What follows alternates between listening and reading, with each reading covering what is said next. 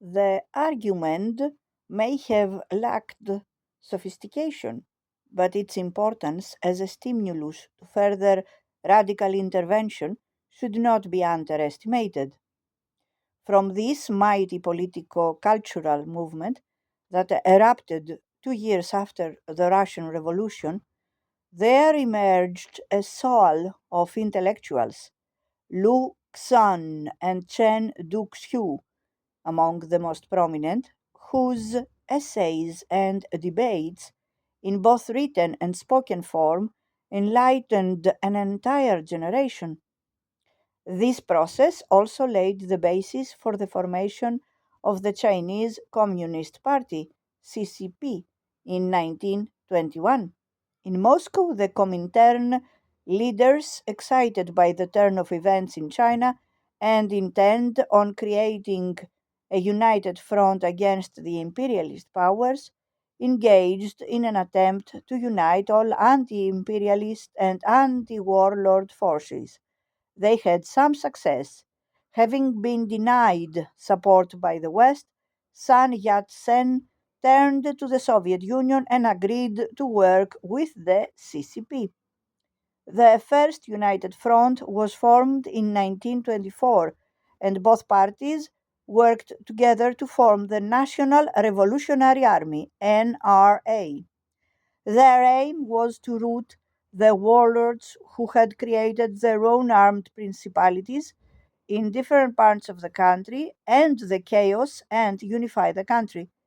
The Whampoa Military Academy was created, with Soviet advisors brought in to help train the cadres of the new army.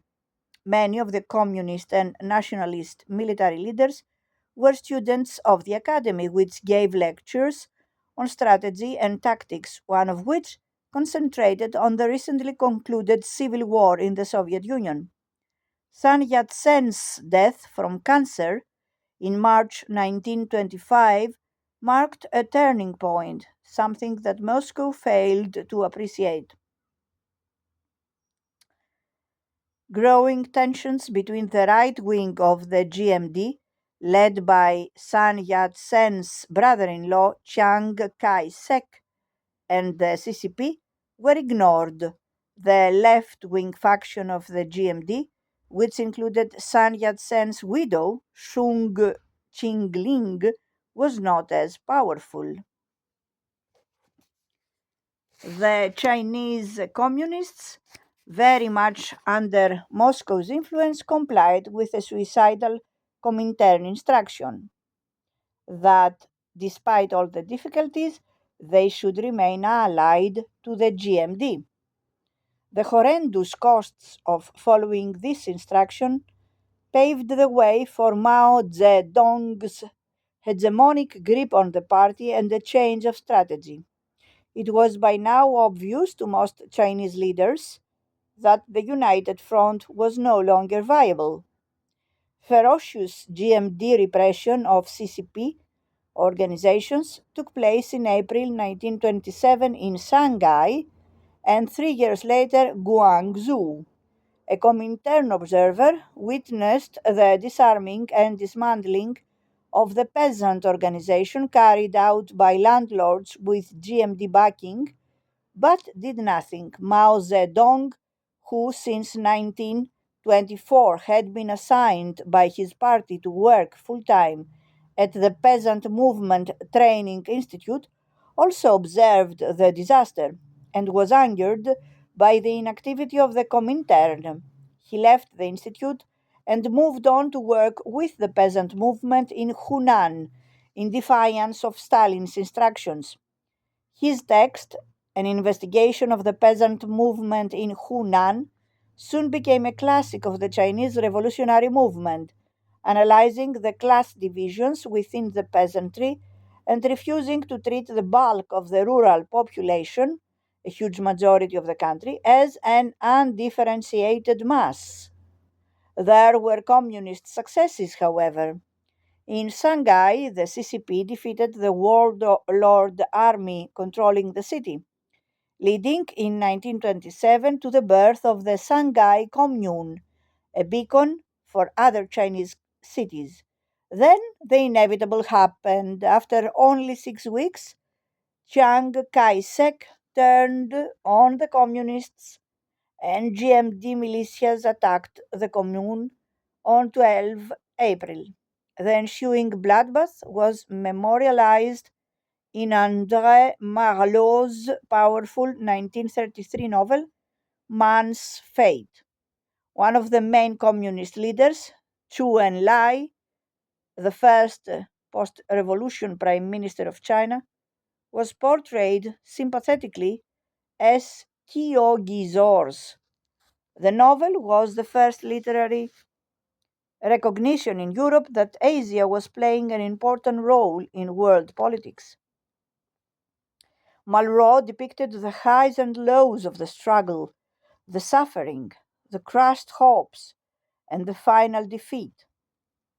What was striking was the enormous respect Malraux exhibited for the Chinese Communist Party, its activists, and the workers who flocked to participate in and defend the Commune.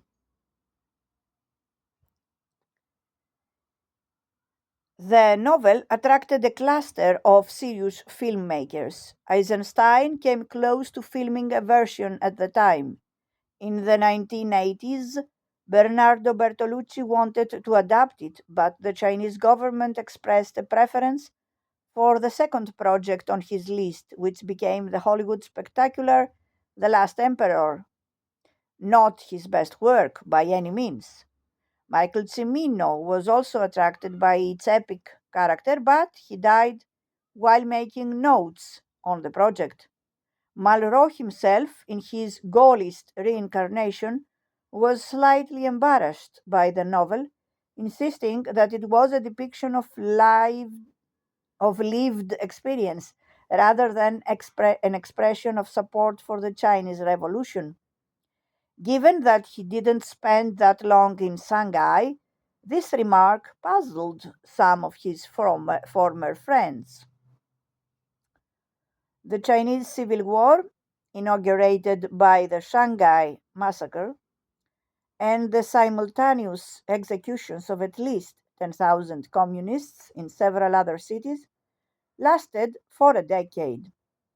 The GMD, now on the payroll of rural landlords and urban capitalists, was on the ascendant. Fierce debates inside the CCP after the April 12 incident slowly led to a change in outlook. The communists had lost the cities, and a strong fascist grouping in the GMD, the Blue Shirts, specialized in targeted killings and massacres, had gained the upper hand.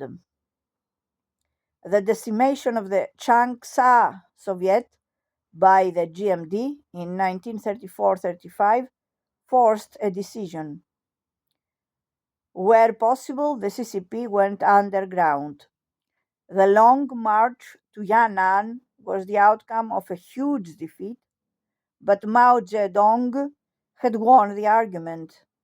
Reality triumphed over theory, or Bookism, as Mao referred to various left-wing dogmas at the time. Meanwhile, the GMD was recognized as the official government by the West and the Soviet Union. The Red Base, established in Yan'an, was ignored. In Moscow, Stalin had concluded that the CCP could never win. The idea that the post-Sun Yat-sen GMD represented a democratic alternative to the CCP is belied by the facts. While most mainstream assessments today, Rebecca Karl informs us, positively evaluate the GMD's efforts at modernizing state and society, a small number of scholars has broken with this formalism to emphasize the fascist ideological basis of GMD practices.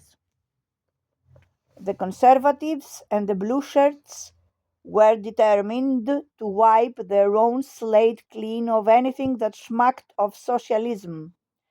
Sun Yat-sen's heirs, with Chiang Kai-shek in the lead, would concentrate on a conservative revolution.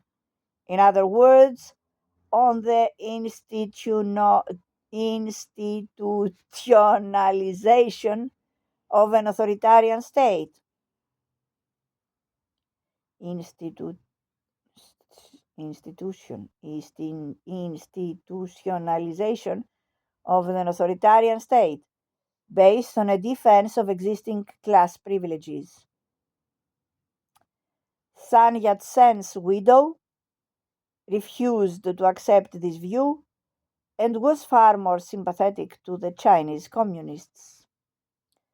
What might or might not have happened in China had Hirohito refused to authorize the transformation of the country into a Japanese occupation zone is still debated in academic circles. What is indisputable is that Japan's war on China altered the political landscape. Chiang Kai-shek famously stated that the Japanese occupation was a disease that could be cured, whereas the CCP was a cancer that had to be rooted out.